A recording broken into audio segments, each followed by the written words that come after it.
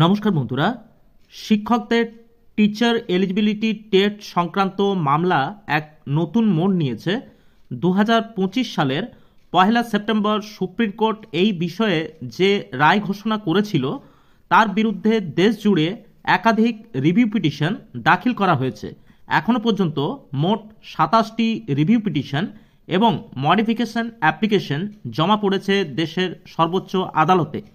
এই আবহে পশ্চিমবঙ্গের দুটি প্রভাবশালী সংগঠনও এই রায়ের পুনর্বিবেচনা করার দাবিতে সুপ্রিম কোর্টের কাছে দ্বারস্থ হয়েছে, যা রাজ্যের শিক্ষক মহলে ব্যাপক আলোড়ন সৃষ্টি করেছে। পশ্চিমবঙ্গ থেকে যে দুটি সংগঠন এই আইনি লড়াইয়ে সামিল হয়েছে তারা রাজ্যের শিক্ষক স্বার্থ রক্ষার দীর্ঘ সময় ধরে কাজ করে চলেছে।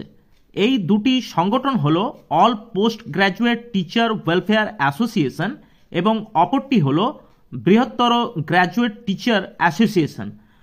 জানা যাচ্ছে all post graduate teacher welfare association এই সংগঠনটি গত 13ই নভেম্বর সুপ্রিম কোর্টে তাদের রিভিউ পিটিশন ফাইল করেছে। তারা সরাসরি 1 সেপ্টেম্বর 2025-এর রায়টি পুনর্বিবেচনার দাবি রেখেছে এবং বৃহত্তর গ্র্যাজুয়েট টিচার অ্যাসোসিয়েশন এই সংগঠনটিও চিন্ময় ঘোষ বনাম অঞ্জুমান ই তালিম ট্রাস্ট মামলার পক্ষ নিয়েছে। যদিও এটি আপাতত একজন ব্যক্তিগত নামে করা হয়েছে, তবে সংগঠন সূত্রের খবর রিভিউ পিটিশনের ফলাফলের উপর নির্ভর করে তারা সাংগঠনিকভাবে বৃহত্তর পদক্ষেপ নেওয়ার কথা ভাবছে। শিক্ষক সংগঠনগুলির দ্বারা দাখিল করা রিভিউ পিটিশনে মূলত দুটি প্রধান বিষয়কে গুরুত্ব দেওয়া হয়েছে। 2011 সালে যখন national council for teacher education অর্থাৎ এনসিটি প্রথম টেট বাধ্যতামূলক করার নিয়ম চালু করে, তার আগে নিযুক্ত শিক্ষকদের যেন এই নিয়মের আওতায় না আনা হয়। শিক্ষক সংগঠনগুলির যুক্তি, আইন কার্যকর হওয়ার আগের নিয়োগের ক্ষেত্রে এই নতুন নিয়ম প্রযোজ্য হতে পারে না এবং 2017 সালের একটি সংশোধনীতে টেট সংক্রান্ত নিয়মকে রেট্রোস্পেক্টিভ এফেক্ট বা পূর্ববর্তী সময় থেকে কার্যকর করার কথা বলা হয়েছে। সংগঠনগুলি এই বিষয়টি তীব্র বিরোধিতা করেছে, কারণ এর ফলে বহু কর্মরত শিক্ষকদের চাকরি নিয়ে অনিশ্চয়তা তৈরি হতে পারে। এই দুটি সংগঠনের আইনি লড়াইয়ে নামা বিশেষভাবে তাৎপর্যপূর্ণ, কারণ অতীতেও তারা শিক্ষকদের স্বার্থ রক্ষার গুরুত্বপূর্ণ সাফল্য পেয়েছেন।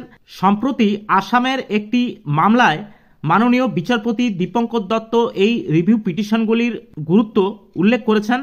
তিনি জানিয়েছেন এই পিটিশনগুলির ফলাফলের উপর সমগ্রতীয় অন্যান্য অনেক মামলার ভবিষ্যৎ নির্ভর করছে। বর্তমানে রিভিউ পিটিশনগুলিতে থাকা পদ্ধতিগতভাবে ত্রুটি বিচ্যুতি সংশোধন বা কিওর করার প্রক্রিয়া চলছে। এই প্রক্রিয়াগুলি শেষ হলেই মামলাগুলি বিচারপতিদের চেম্বারে বিবেচনার জন্য পাঠানো হবে। বিচারপতিরাই চূড়ান্ত সিদ্ধান্ত নেবেন যে রিভিউ পিটিশনগুলি শুনানি চেম্বারে হিয়ারিংয়ের মাধ্যমে হবে নাকি গুরুত্ব বিচার করে ওপেন কোর্ট হিয়ারিং হবে। সমস্ত শিক্ষক সমাজ এখন সুপ্রিম কোর্টের পরবর্তী নির্দেশের দিকে তাকিয়ে আছে। শিক্ষকদের টেট সংক্রান্ত বিষয় নিয়ে পরবর্তী যে খবরগুলি আসতে চলেছে অবশ্যই সেই খবর আপনাদের কাছে ভিডিওর মাধ্যমে আমরা তুলে ধরব। আপনারা অবশ্যই চ্যানেলটি সাবস্ক্রাইব করে রাখবেন। আজ এই পর্যন্তই, দেখা হচ্ছে পরের নতুন কোনো ভিডিওতে। নমস্কার, ভালো থাকবেন, ধন্যবাদ।